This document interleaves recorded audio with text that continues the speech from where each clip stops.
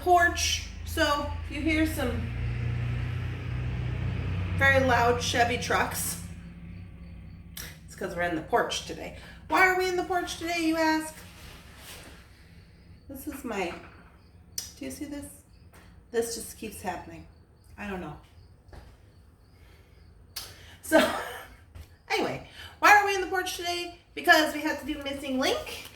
We're going to do missing link today. But as y'all know, Mama Thunderhorse is coming today. She's supposed to be here. So we've been cleaning and we've been getting all ready for her visit. So this is the only place that I can bead on that's clean.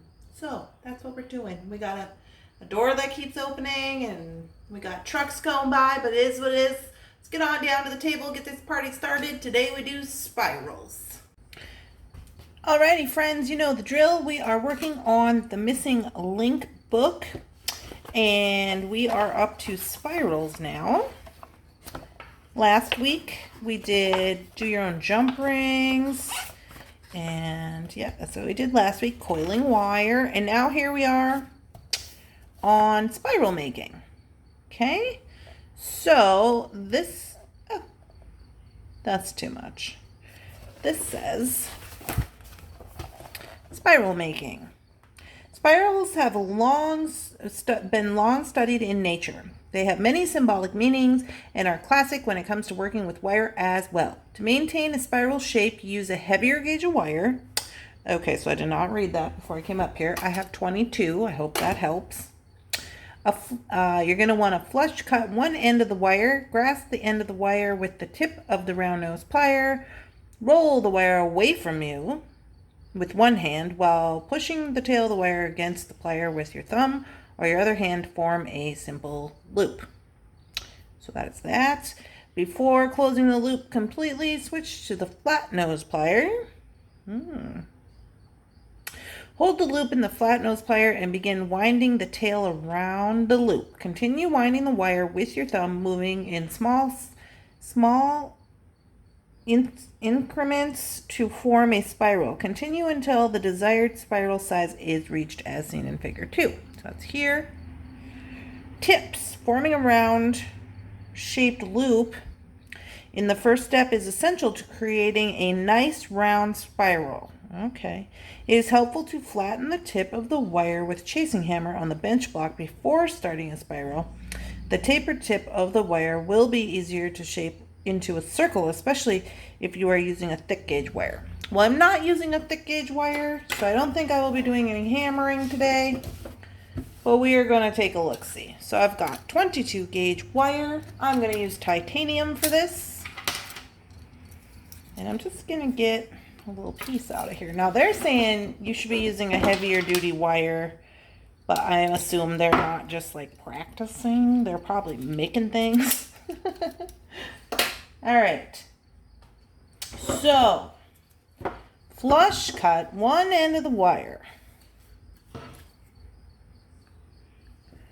Zoom in. Let's just zoom it on in. So we're going to flush cut one end of the wire. Grasp the end of the wire with the tip of the round nose plier. Okay.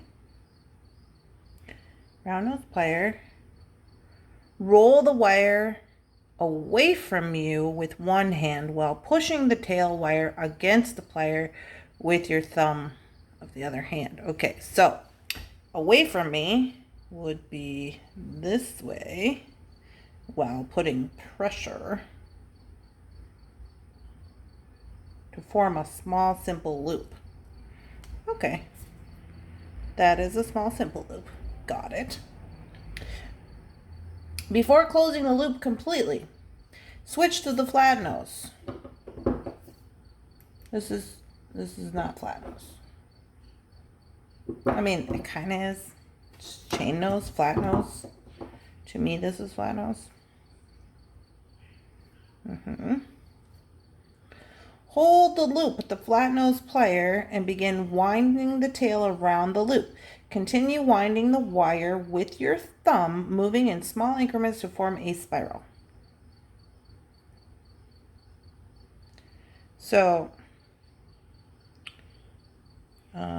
Ooh. I don't know if I'm doing this right. I don't know how tight it's supposed to be. It's supposed to be, I would assume it's supposed to be tight, right? Okay. We're getting it.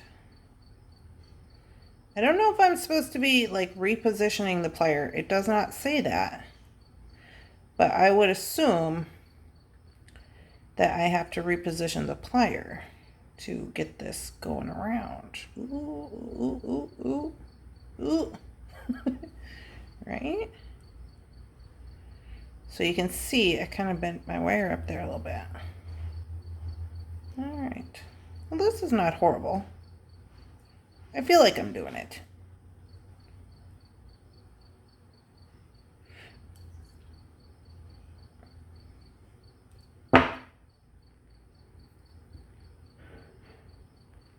All right. I feel like I did it. I feel like I did a little bit much. I mean, it doesn't say do all this wire, but just for practice sakes, I think that it's going pretty good.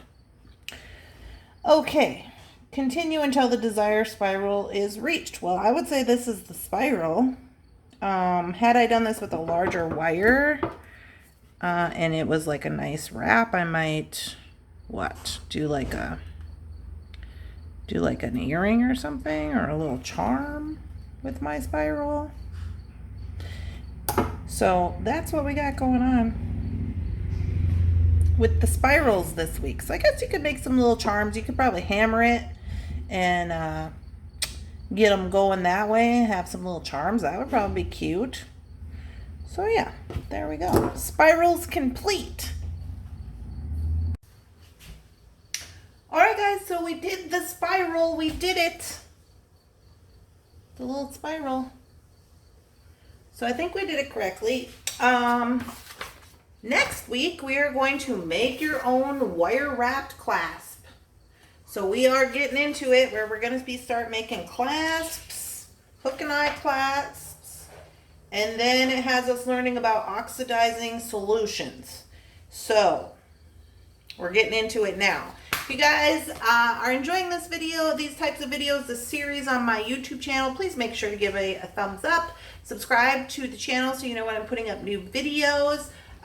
Don't forget to ring the bell to get notifications. And if you want to look for this book and work along with us, I invite everybody. Everybody is welcome. The Missing Link, Cindy Wimmer. Cindy Wimmer is the author of The Missing Link. So if you want to follow along with us in the book, go ahead. Otherwise, I will be reading from the book. So no worries if you can't get it. I hope you guys are having a spectacular, wonderful, amazing beading day. And I am sending all the good vibes for you. Good vibes for you. Beading vibes. And I hope you have a spectacular day. And I will see you next time.